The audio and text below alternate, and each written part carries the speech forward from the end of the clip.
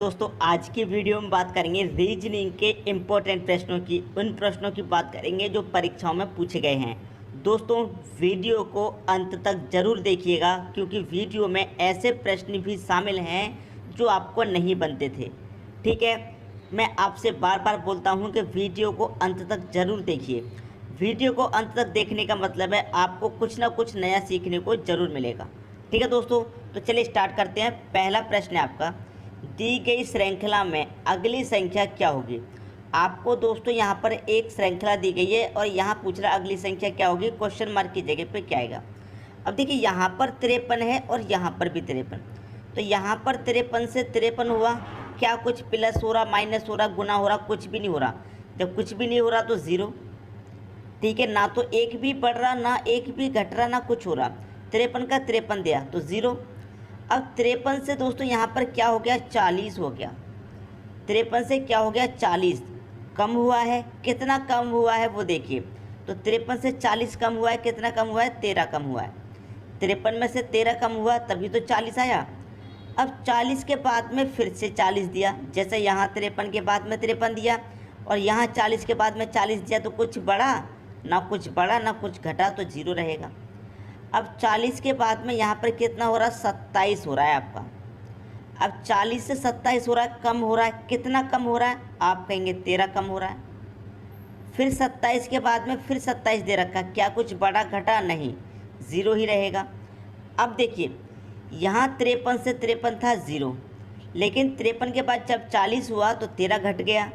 फिर 40 के बाद 40 तो ज़ीरो, लेकिन जब 40 से 27 हुआ तो 13 फिर घट गया।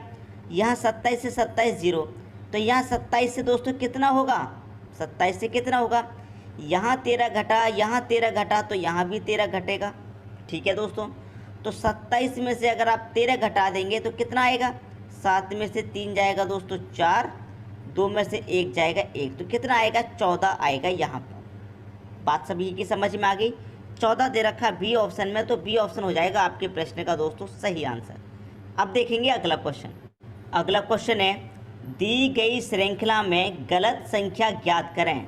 आपको यहाँ पर एक श्रृंखला दी गई है, इसमें एक संख्या गलत है, वो गलत संख्या ही आपको पता करनी है, कौन सी संख्या गलत है। देखिए अगर मैं सभी को जोड़ के चलूँ, 1 से हुआ 2, 1 प्लस हुआ, 2 से हुआ 3, 1 प्लस हुआ, 3 से हुआ 5, 2 प्लस हुआ, 5 से हुआ 7, 2 प्लस हुआ, 1 1 फिर 2 2, अब 7 से हो रहा है 14, कितना प्लस हो रहा है, 7। ठीक है, और 14 के बाद कितना हो रहा है, 23, कितना प्लस हो रहा है, 9। अब यहाँ पर देखिए कहानी कुछ गड़बड़ हो गई। पहले तो 1 1 प्लस हुआ, फिर 2 2, फिर 7 7 होना चाहिए था, लेकिन एक ही जगह 7 है, लेकिन एक जगह 9। और आगे चेक करूँ तो 23 के बाद में क्या दे रखा है, 29, तो 23 से 29 हो रहा है, कितना प्लस हो रहा है, 6। तो 1 1 प्लस हुआ, फिर 2 2, फिर 7 9 6, यहाँ पर गड़बड़ होगी कहानी, यहाँ लॉजिक समझ नहीं आया। लेकिन अगर आप इन सभी संख्याओं को ध्यान से देखेंगे तो आपको एक चीज़ पता लग जाएगी कि कौन सी संख्या जो गलत है, जो पूछ रहा है वो पता लग जाएगी कौन सी गलत है। देखिए कैसे, 1 2 3 5 7, ये सभी संख्याएं कैसी हैं, आप कहेंगे सर सभी संख्याएं अभाज्य हैं। कैसी है, अभाज्य, अभाज्य संख्या। अभाज्य संख्या को इंग्लिश में क्या कहते हैं, प्राइम नंबर। ठीक है, ये कैसे हैं दोस्तों, नंबर प्राइम नंबर हैं। ठीक है, 7 भी प्राइम है, 23 भी प्राइम है और 29 भी प्राइम है, लेकिन बीच में जो 14 दे रखा है ये प्राइम नहीं है, तो यही तो गलत हो जाएगा आपका। डी ऑप्शन सही हो गया। संख्याओं का आपको ध्यान से देखना है। अब देखिए अगर आपको ये नहीं पता कि अभाज्य संख्याएं कौन सी होती है तो हम आपको बता देते हैं। अभाज्य संख्या वो होती है, जैसे 29 है तो 29 में या तो 29 से ही भाग जाएगा या 29 में 1 से भाग जाएगा और किसी संख्या से नहीं जाएगा, तो वही अभाज्य संख्या होती है, या तो स्वयं से कटें या 1 से। ठीक है, और किसी संख्या से नहीं कटेंगी। अगर मैं इस 14 की बात करूं तो ये 14 14 से भी कटेगा और 1 से भी कटेगा, और दोस्तों ये 14 2 से भी कट जाएगा और ये 14 7 से भी कट जाएगा। तो अभाज्य संख्या तो वो होती है या तो स्वयं से कटें या फिर 1 से। और इनके अलावा भी और कोई संख्या से कट रही है तो वो अभाज्य नहीं है। तो 14 तो 2 से भी कट रहा, 7 से भी कट रहा, तो ये अभाज्य नहीं है। तो उम्मीद करता हूँ अभाज्य संख्या क्या होती है ये भी आपको समझ में आ गया होगा। अब देखेंगे अगला क्वेश्चन। अगला क्वेश्चन है, अगर मिनट को 3940 लिखा गया है तो टेल को क्या लिखा जाएगा। देखिए मिनट को MINT, इसको क्या लिखा गया है, 3940 लिखा गया है। अगर मैं इनको नंबरिंग करूं तो आप M कहेंगे, M कितने पर आता है, आप कहेंगे सर M तो 13 पर आता है, I आता है 9 पर, N आता है 14 पर, T आता है 20 पर। अगर इनको नंबरिंग दिया जाता तो इतना आता, लेकिन आपको इतना दिया गया है। कुछ स्टूडेंट का दिमाग यहीं पर ख़राब हो जाता है, पता नहीं क्या लॉजिक लग रहा है। लेकिन अगर आप संख्याओं को ध्यान से देखेंगे तो आंसर इसी में मिल जाएगा। इसी में कैसे मिल जाएगा, देखिए 13, 9, 14, 20, इसी से ये संख्या बनी है। देखिए कैसे, यहाँ पर जो संख्या हैं इनमें से यहाँ पर जो लिखी गई हैं उनका इकाई अंक है।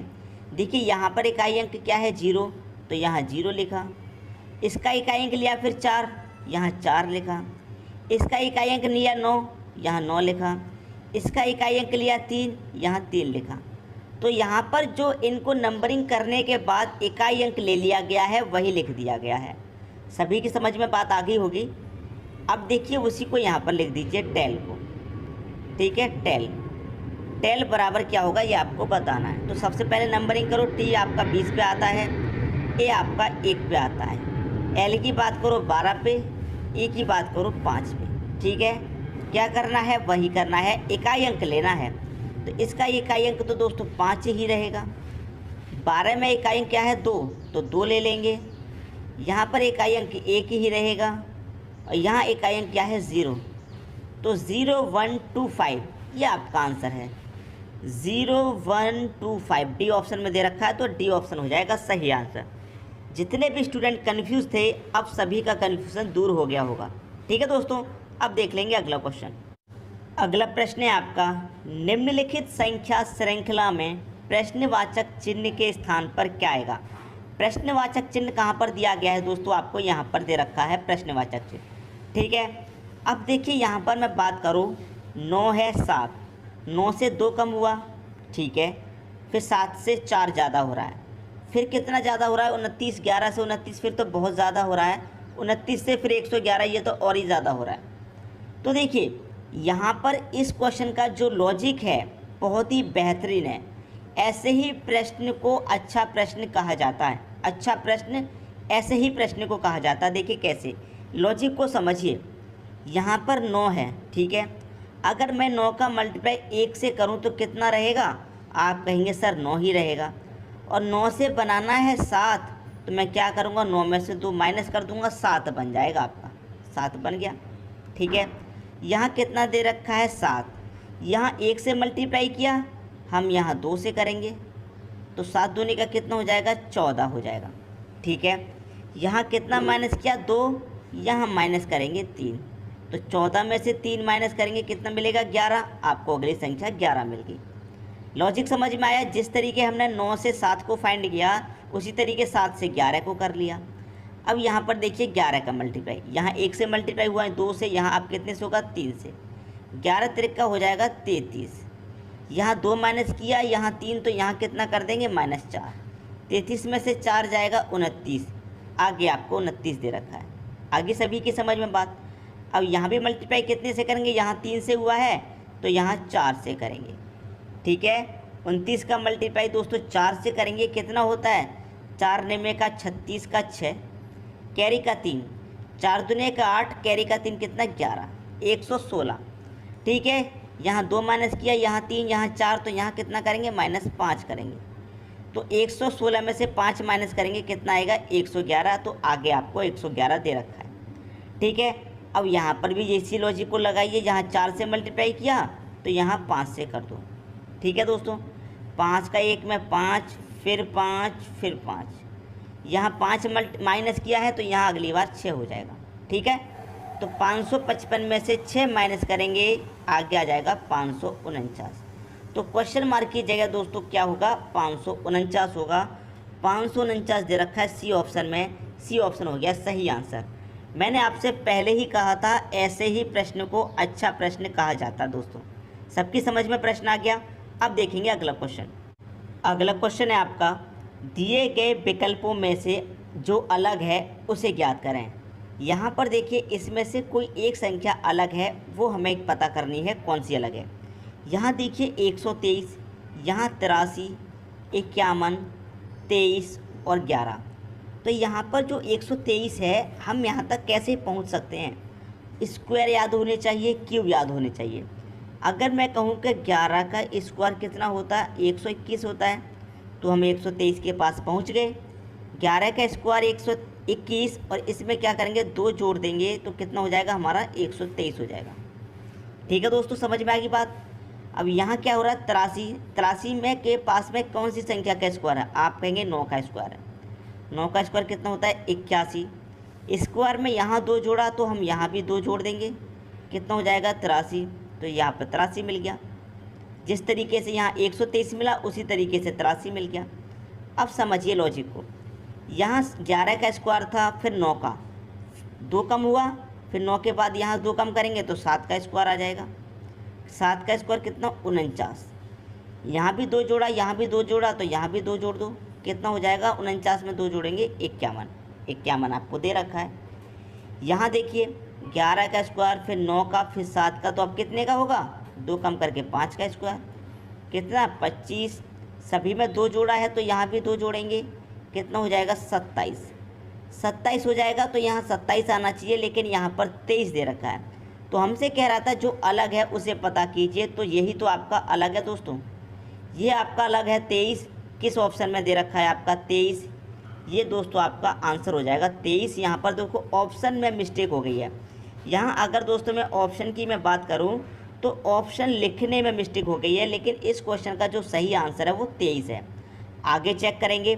11 से 2 कम किया 9, 9 से 2 कम किया 7, 7 से 2 कम किया 5, 5 से 2 कम करेंगे तो 3 का स्क्वायर, कितना 9। सभी में स्क्वायर में 2 जोड़ रहे हैं तो यहाँ भी हम 2 जोड़ेंगे, कितना हो जाएगा 9 में 2 जोड़ेंगे तो 11। तो यहाँ पर 11, मतलब सभी संख्याएं सही आ रही हैं, एक यही संख्या है जो सही नहीं आ रही। तो यही हमारा आंसर है 23। ऑप्शन में 23 नहीं है दोस्तों, ऑप्शन लिखने में मिस्टेक हो गई है, लेकिन आपका जो सही आंसर है वो आंसर है दोस्तों आपका 23। ये याद रखिएगा। ठीक है दोस्तों, अब देखते हैं अगला क्वेश्चन। अगला क्वेश्चन है 6 का रिलेशन 10 से है तो 9 का रिलेशन यहाँ पर क्या बनेगा? अच्छा क्वेश्चन है। कैसे अच्छा है अभी आपको पता लग जाएगा।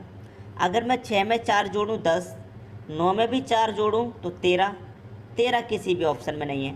ठीक है, कोई और लॉजिक देखते हैं दोस्तों। देखिए कोई और लॉजिक क्या है। अगर मैं यहाँ पर 2 का स्क्वायर करूँ 4 और उसमें 2 को ही जोड़ दूँ 6, फिर मैं 3 का स्क्वायर करूँ 9, फिर 3 को ही जोड़ूंगा तो 12 आना चाहिए, लेकिन यहाँ 10 है। तो ये लॉजिक भी गलत है। कोई दूसरा लॉजिक ले लो।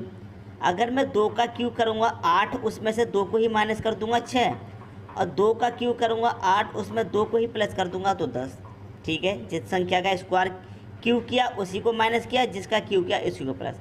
अब यहाँ पर मैं क्या करूँगा 2 का क्यूब करूँगा -1, फिर 2 का क्यूब करूँगा, देखिए 2 का क्यूब करूँगा +1, फिर 2 का क्यूब करूँगा यहाँ, तो यहाँ -1 होना चाहिए, लेकिन प्लस दे रखा तो ऐसे नहीं लगेगा। 3 का क्यूब करूँगा तो 27 हो जाएगा, बहुत ज़्यादा।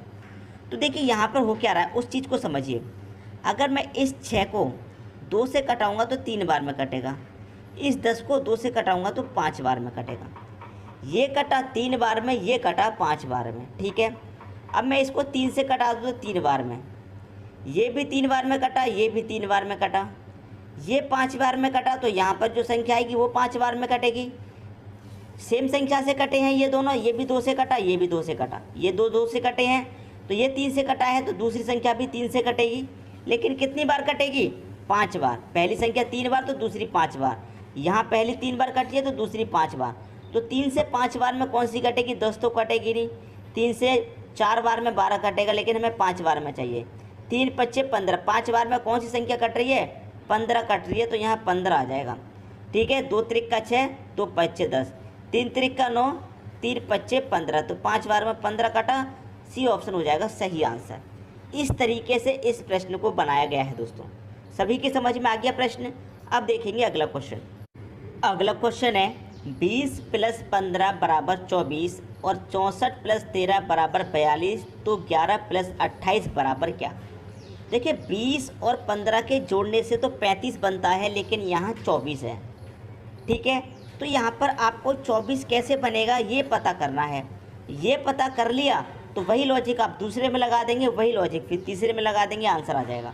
इतनी बात समझ में आई? तो देखिए यहाँ पर क्या है, 20 प्लस 15 से आपको क्या करना है, 24 बनाना है। तो कैसे बना सकते हैं?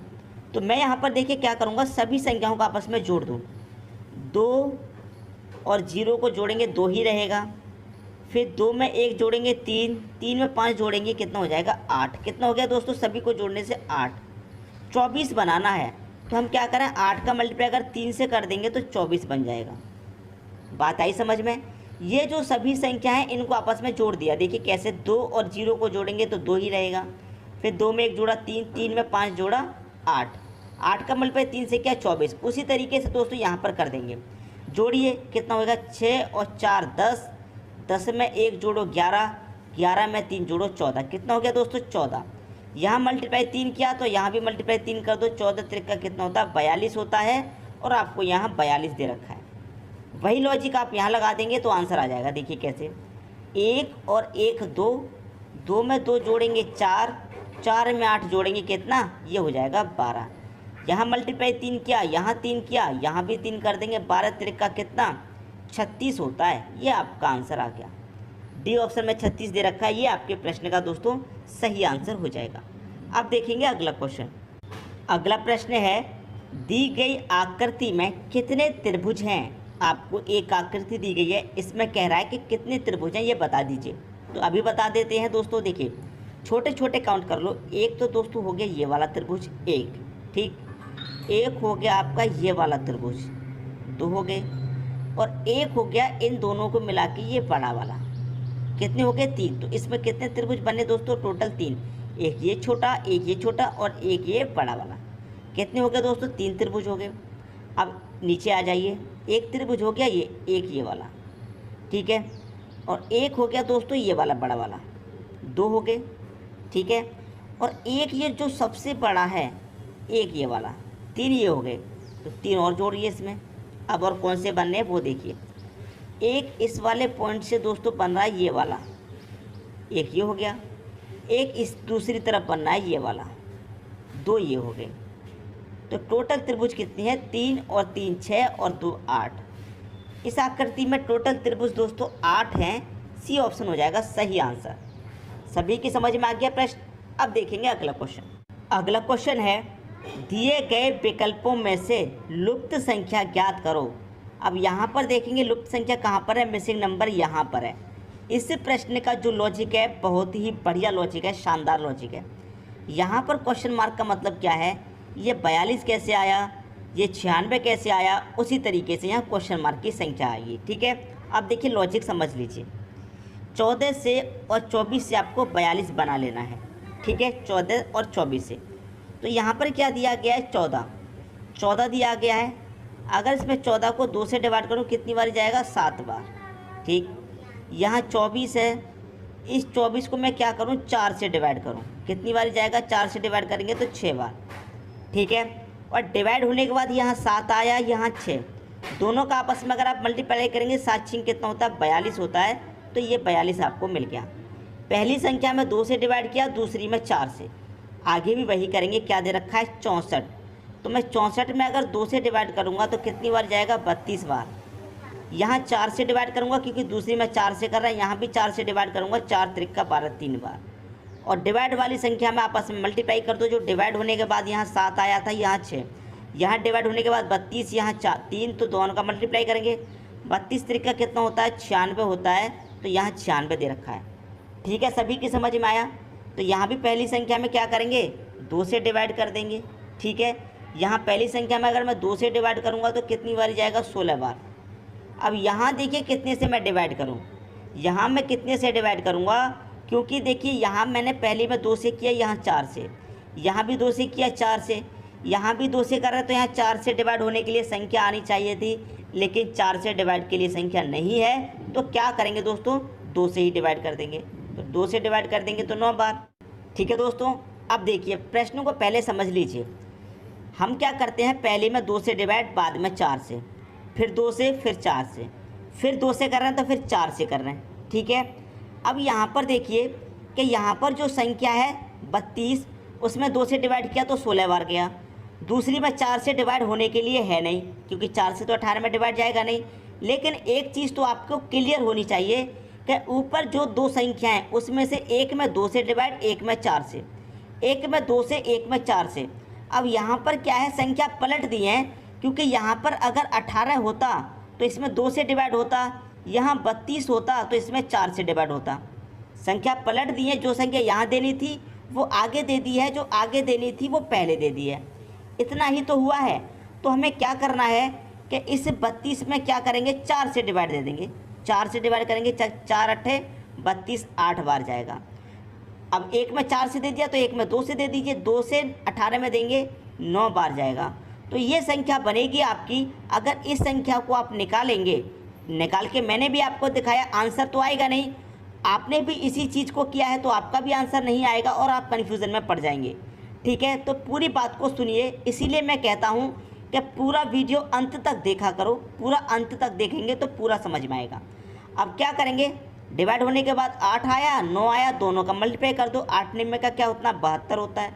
72 दे रखा है, डी ऑप्शन में आंसर आ गया दोस्तों आपके क्वेश्चन का आंसर। ठीक है, अब देखते हैं अगला क्वेश्चन। अगला क्वेश्चन है 9 8 16 क्वेश्चन मार्क। तो 9 को आप क्या लिख सकते हैं, 3 का स्क्वायर, और 8 को क्या लिख सकते हैं, 2 का क्यूब। समझ में आई बात।